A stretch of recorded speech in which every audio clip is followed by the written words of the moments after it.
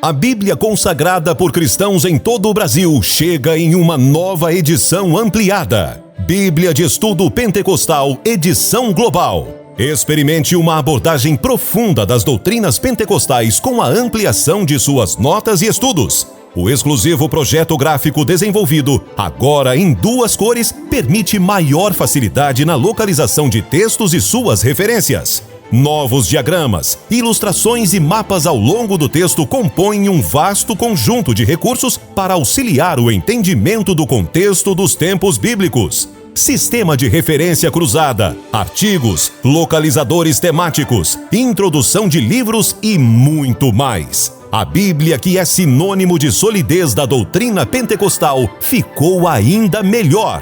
Aprofunde seu conhecimento na riqueza que é a Palavra de Deus através da Bíblia de Estudo Pentecostal, edição global. À venda nas livrarias evangélicas, na rede de lojas CPAD e através de nossa central de atendimento 0800 021 7373. Ou acesse nosso site cpad.com.br. Bíblia de Estudo Pentecostal, edição global. Um produto com a qualidade CPAD.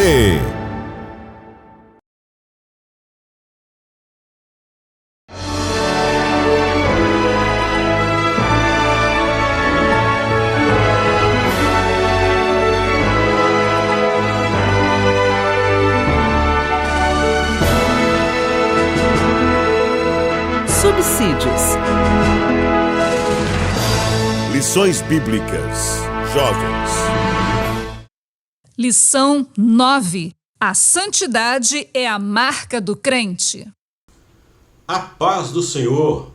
Eu sou o pastor Natalino das Neves, pastor auxiliar no Templo Sede da Assembleia de Deus em Curitiba e o autor das lições bíblicas de jovens desse trimestre. Estamos estudando nesse trimestre o tema Separados para Deus, ou seja, estamos estudando sobre a santidade. E chegamos na lição de número 9, que tem o título A Santidade é a Marca do Crente. A lição de hoje tem como texto principal 1 Pedro 2,9, que diz: Mas vós sois geração eleita, o sacerdócio real, a nação santa, o povo adquirido, para que anuncieis as virtudes daquele que vos chamou das trevas para a maravilhosa luz. O resumo da lição: a santidade é a marca do crente tanto no Antigo como no Novo Testamento. Os textos bíblicos utilizados como referência para estudarmos o tema dessa lição é Êxodo capítulo 19, versos 5 e 6, 1 Pedro capítulo 2, verso 9 a 10, Romanos capítulo 12, verso 1 e o verso 2. A lição de hoje, como de costume, está distribuída em 3 tópicos. O primeiro tópico, vamos abordar a santidade como marca do crente no Antigo Testamento. No segundo, a santidade continua sendo exigida no Novo Testamento. E por último, o culto racional no Novo Testamento. Então nós vamos ver nesta lição que a santidade ela é exigida por Deus tanto no Antigo como no Novo Testamento. Todavia, no Novo Testamento nós vamos ver que há um salto qualitativo em relação ao Antigo Testamento.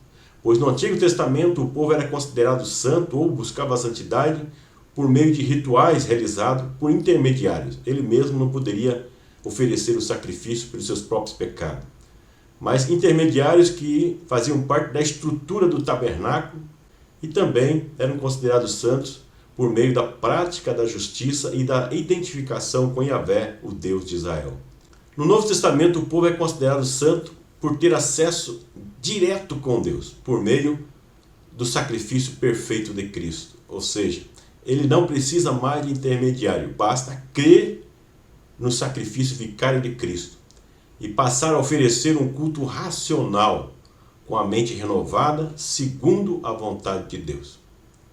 É isso que nós vamos ver nesta lição.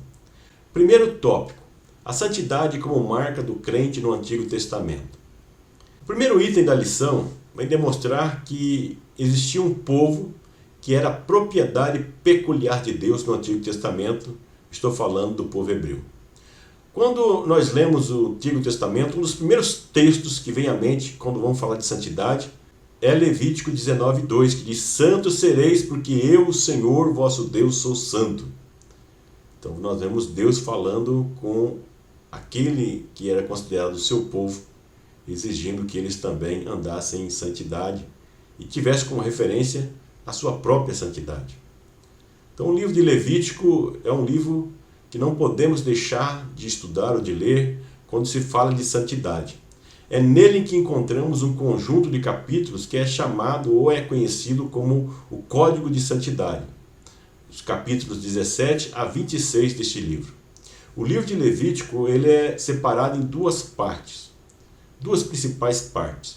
Os 15 primeiros versículos tratam de modo geral de princípios e procedimentos sacrificiais, que diz respeito à remoção de pecado e à restauração da comunhão das pessoas com Deus por meio desses sacrifícios rituais que são procedimentados nos 15 primeiros capítulos.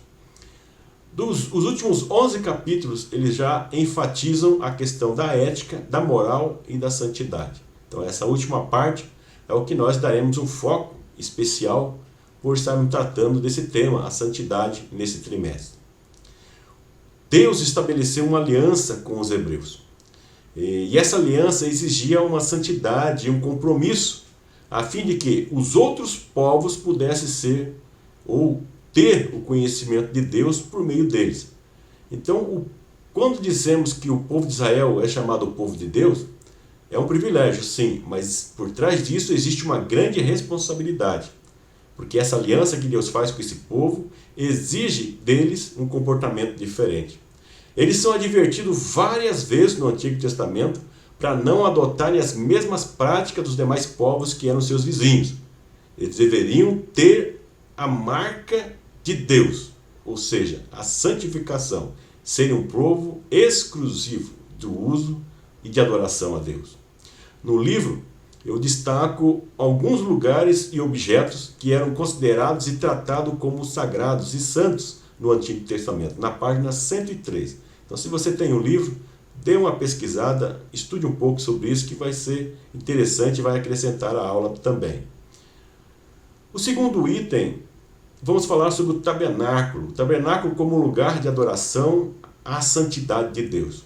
Então, nós vemos que no Antigo Testamento existia esse conceito do lugar de adoração como lugar físico. Então, o tabernáculo e os serviços que eram realizados dentro do tabernáculo falam muito do conceito que eles tinham sobre a santidade.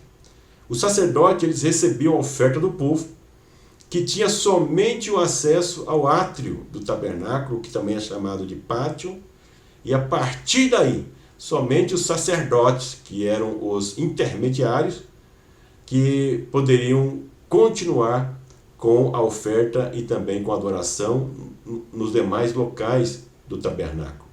Então no átrio ficava o chamado altar de bronze, que era utilizado para oferta e sacrifícios. E também tinha a pia de cobre, que era utilizado pelo sacerdote para purificar os pés e as mãos com a água. Isso eles faziam antes de entrar no tabernáculo para ministrar nos dois compartimentos, o lugar santo e o lugar santíssimo, também conhecido como lugar santo dos santos. Não vamos aprofundar muito, porque é bem conhecido esses locais do tabernáculo e também os seus mobiliários, como nós vemos no lugar santo. Temos 3 mobiliários e tem os seus significados. O castiçal de ouro, tinha também a mesa com os pães da propiciação, 12, igual às tribos de Israel, e o altar de incenso. E depois tinha o lugar santo dos santos, que é onde somente o sumo sacerdote podia entrar como representante de todo o povo. E havia ali somente um único móvel, um único mobiliário, que era a Arca da Aliança, e dentro dele guardava as tábuas da lei, um vaso de ouro com o maná do deserto e a vara de Arão. Então essa era a estrutura do tabernáculo, separando 3 lugares bem distintos. O átrio, onde o povo entregava as ofertas, o lugar santo, os sacerdotes ali faziam os seus serviços também de adoração, e o lugar santo dos santos, que era exclusivo para o sumo sacerdote, que poderia oferecer representando todo o povo. Então nós vemos que os intermediários tinham um papel importante nessa relação da busca da santidade e da comunhão com Deus no Antigo Testamento. O terceiro item tem o tema santidade como purificação do pecado e de injustiça.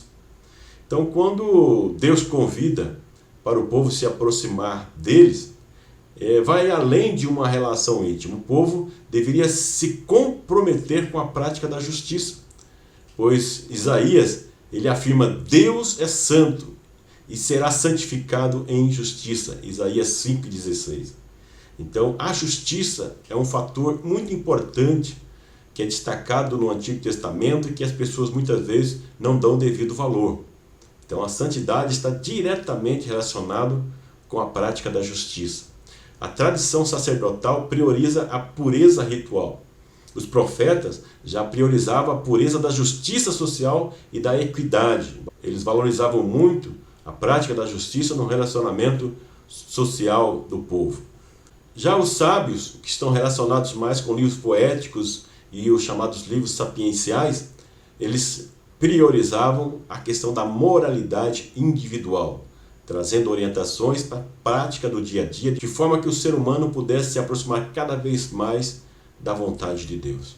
Interessante destacar que a justiça era tão importante para Deus que ele tratava todos de forma justa e imparcial.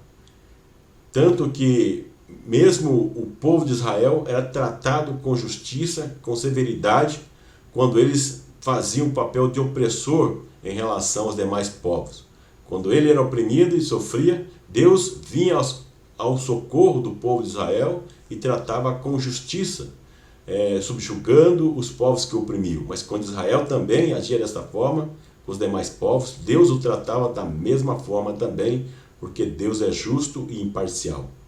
O salmista, no Salmo 24, verso 3 e 4, ele pergunta: quem subirá ao monte do Senhor e quem estará no seu lugar santo?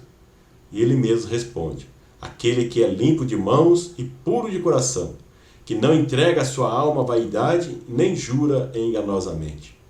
Todo ser humano, ele deve praticar a justiça. Todo ser humano, ele tem o poder em suas mãos em determinado momento da sua vida, por mais simples que seja. Pode ser no meio da família, no trabalho, em qualquer um dos seus relacionamentos, ele vai ter uma oportunidade de ter o poder sobre alguém em determinada situação.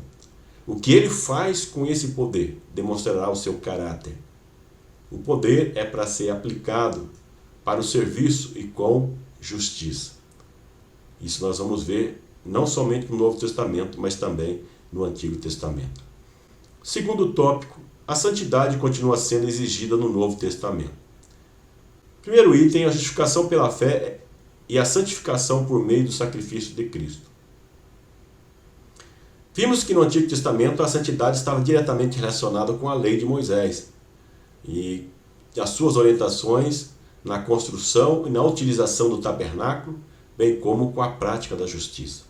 No Novo Testamento, a função da lei no plano da salvação vai ficando cada vez mais clara, principalmente nos escritos do apóstolo Paulo, alguém que conhecia muito bem a respeito da lei, mas que teve a sua vida restaurada pelo Evangelho.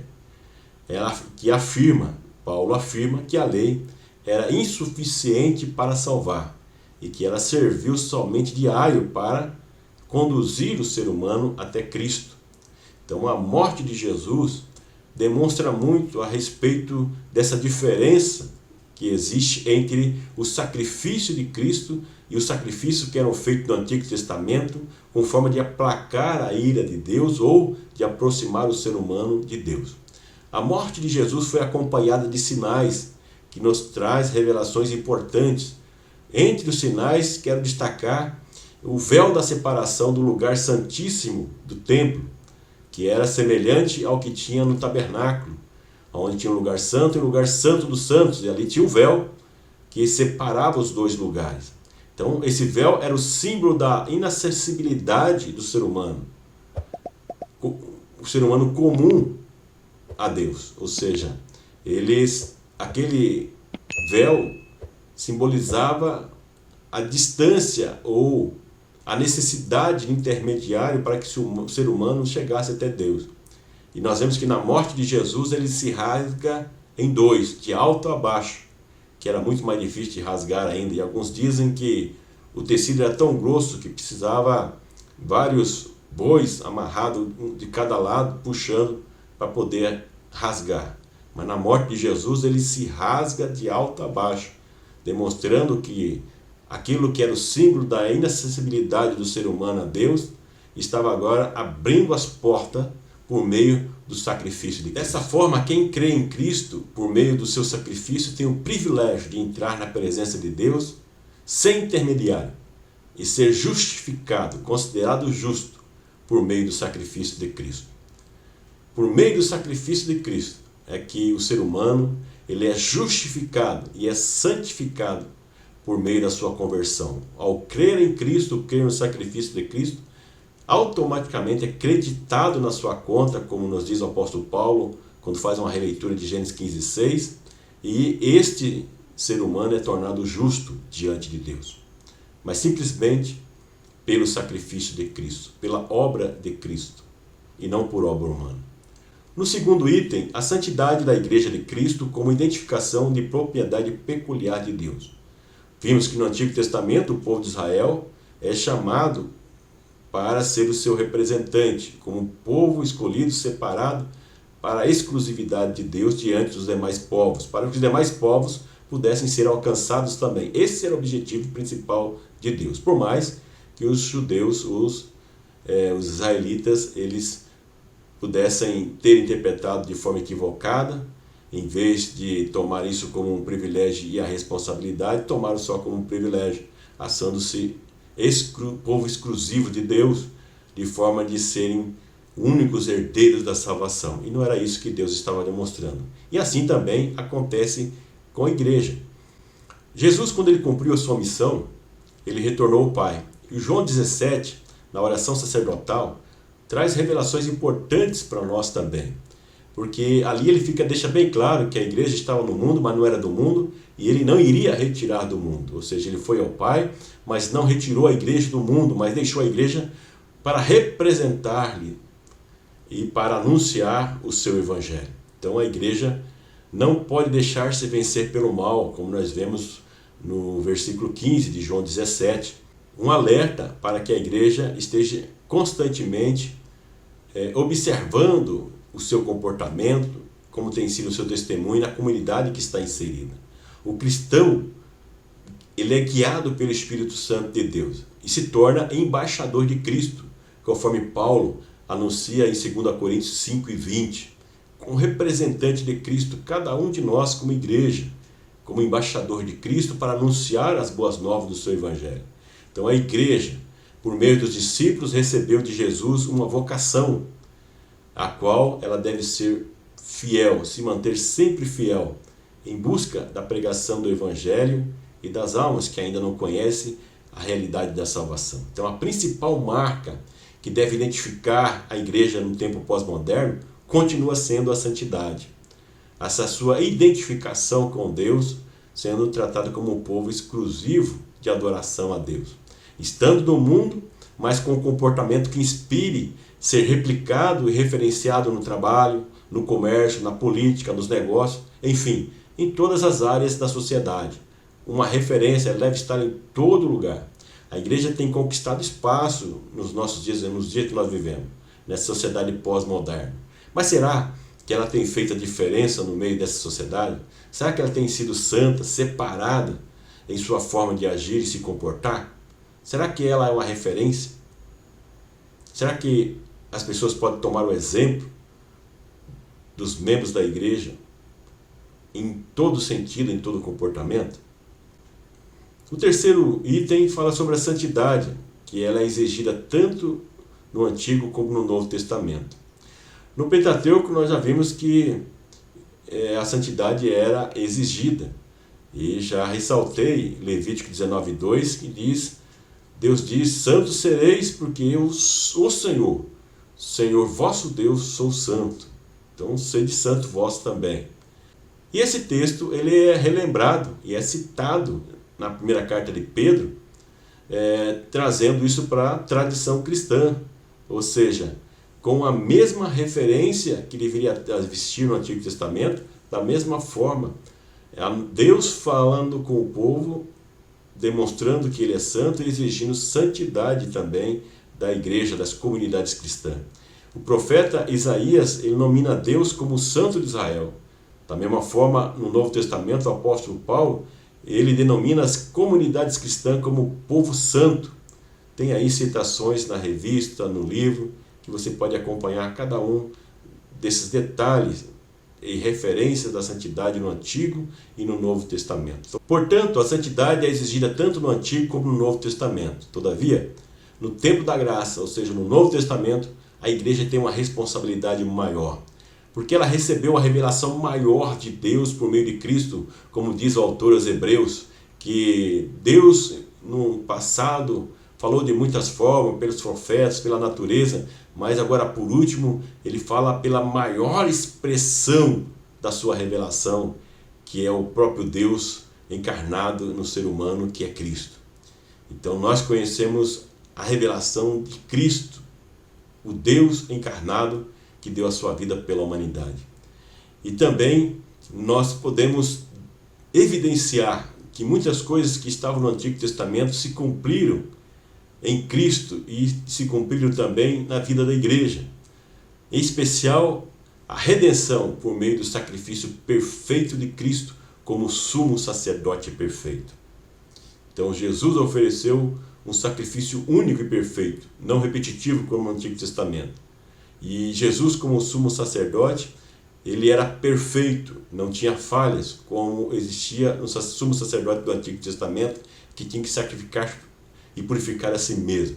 Jesus, ele adentra no lugar santo dos santos, diante do Deus Altíssimo, Todo-Poderoso, e oferece a si mesmo como sacrifício pela humanidade. E nós temos essa revelação. Portanto, a nossa responsabilidade é muito maior nos dias atuais. Então, seja você um representante de Deus nessa sociedade pós-moderna, por meio de uma vida de santidade.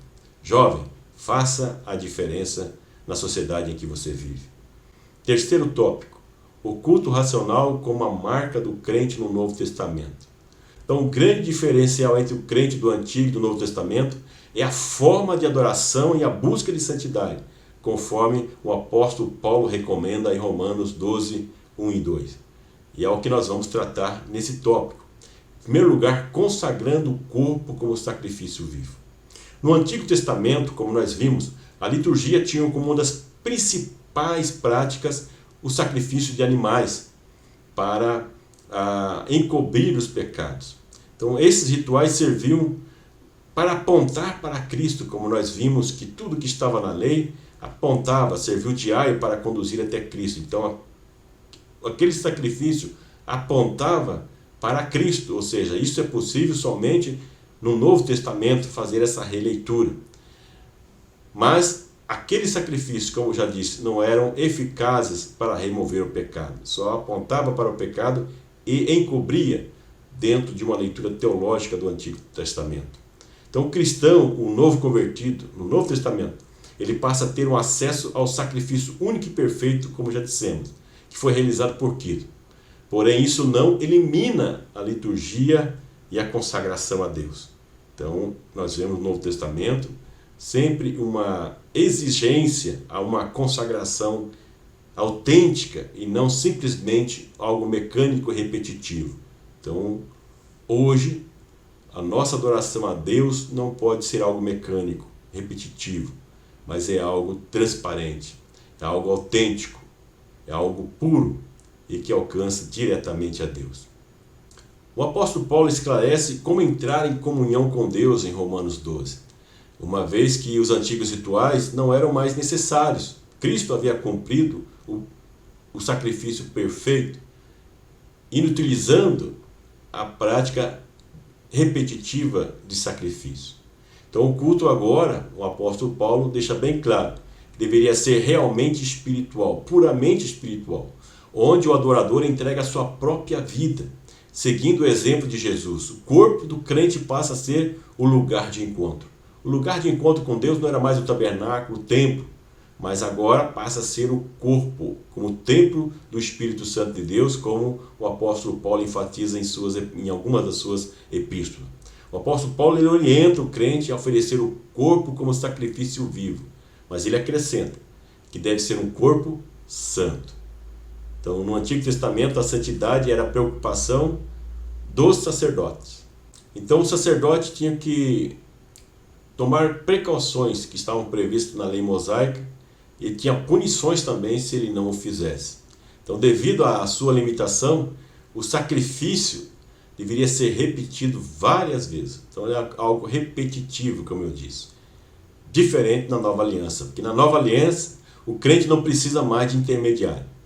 Cada crente possui um sacerdócio santo, como já citamos o texto no início da nossa lição. Ele tem um sacerdócio santo para oferecer o sacrifício espiritual e agradável a Deus, conforme está escrito em 1 Pedro 2:5. O crente passa a adorar a Deus de forma integral, espírito, alma e corpo. O terceiro item, consagrando o corpo de forma agradável a Deus. Deus se interessa pelo interior das pessoas. Tem pessoas que dizem que Deus só se interessa pelo interior. Isso não é verdade, mas Deus se interessa sim pelo interior das pessoas, onde está o verdadeiro eu. Mas é inegável que o interior interfere ou reflete no seu exterior. Então é importantíssimo que o interior esteja santificado para que essa santidade também venha se expressar no exterior.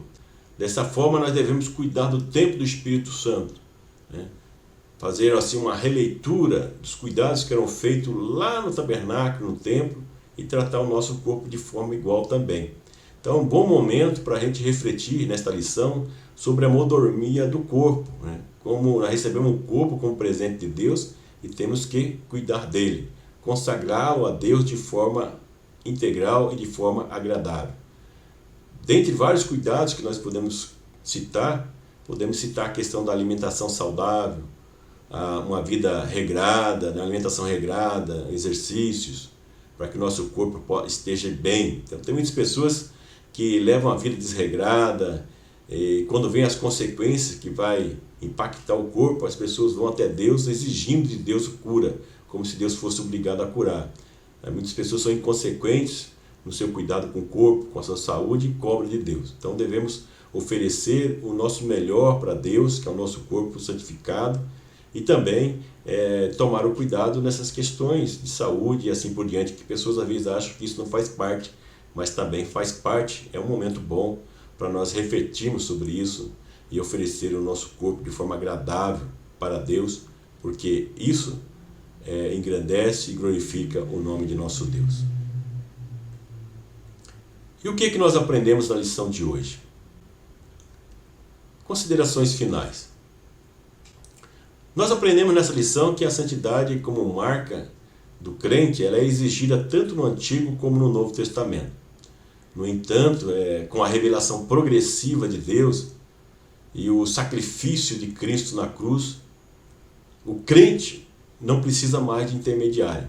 Ou seja, Jesus ofereceu uma única vez um sacrifício perfeito, o sumo sacerdote perfeito, que entrega o sacrifício perfeito diante de Deus e que é suficiente, é eficiente e eficaz para a redenção de toda a humanidade. Todo aquele que crê e aceita o sacrifício de Cristo e se converte a Cristo como seu Senhor, ele tem o direito de ter acesso direto a Deus. Cada crente na igreja possui um sacerdócio santo para oferecer um sacrifício separado, espiritual e agradável a Deus.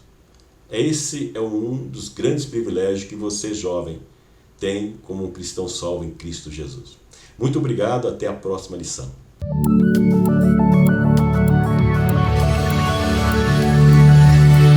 CPAD, a editora da Escola Dominical.